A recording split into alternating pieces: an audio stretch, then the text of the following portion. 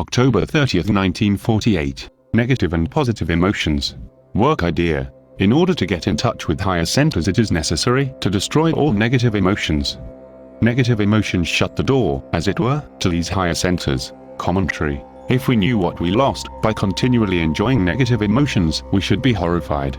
And indeed, we indulge so frequently in negative emotions, obvious or less obvious, cruder or subtler, open or concealed, that when the work teaches us that we must destroy them, it is almost comparable to saying that we must kill our emotional center as it is. But as this is impossible, we are told that we must purify the emotions.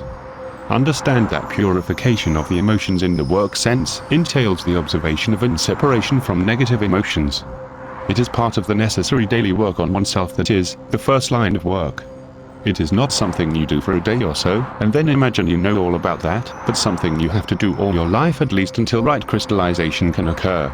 As we are, if there were a sudden, powerful influx of the intense high-voltage forces from higher centers, the result would be a crystallization of our state of being just as it is now. This would be a hopeless situation. Imagine yourself, as you are, fixed like a photographic film or plate when put in the hypo-fixing bath. Nothing could be changed. The interplay between higher centers and their transforming forces and our present state is therefore very wonderfully and mercifully adjusted.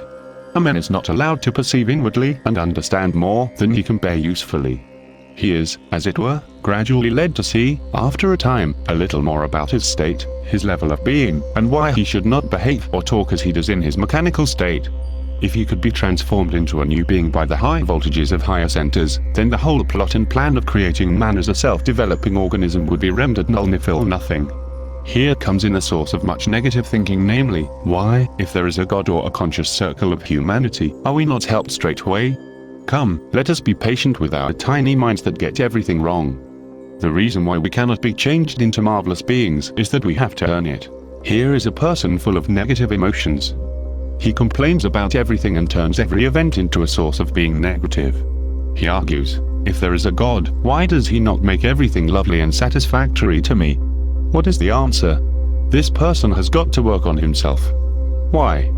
Because he was created a self-developing organism and the events of life were given to him to develop himself. If God or anyone else transformed him into a conscious man, a dazzling being, the whole meaning of life on this planet would have to be altered. In fact, the whole of the ray of creation and all its increasing laws would have to be annihilated.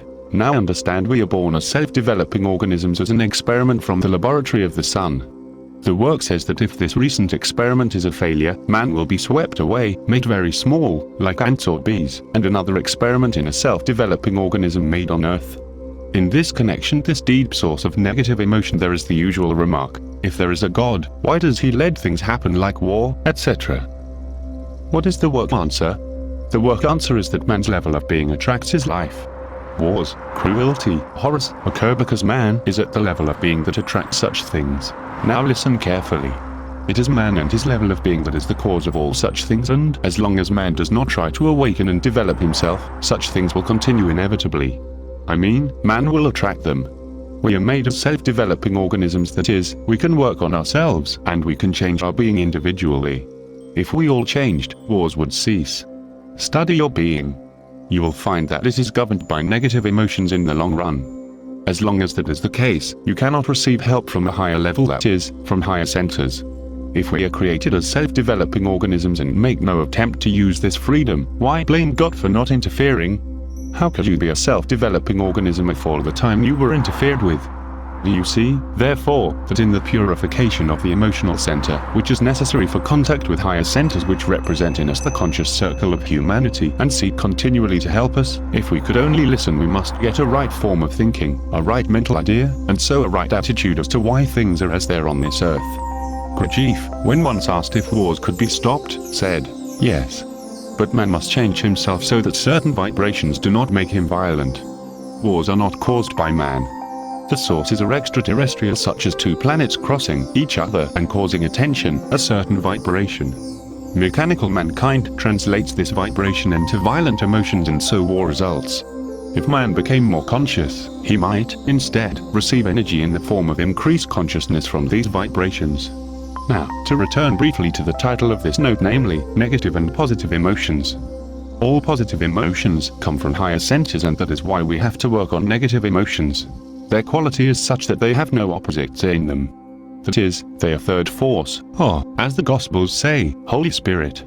They are yes and no, not yes or no. No one can create, call forth, make, a positive emotion. So Mr. Ouspensky said, positive emotions come as rewards.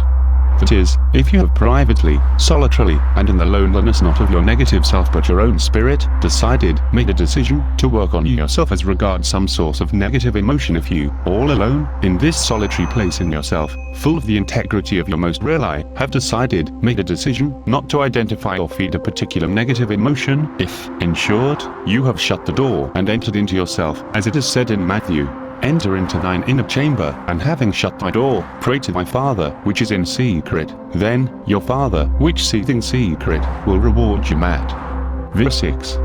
What is the reward?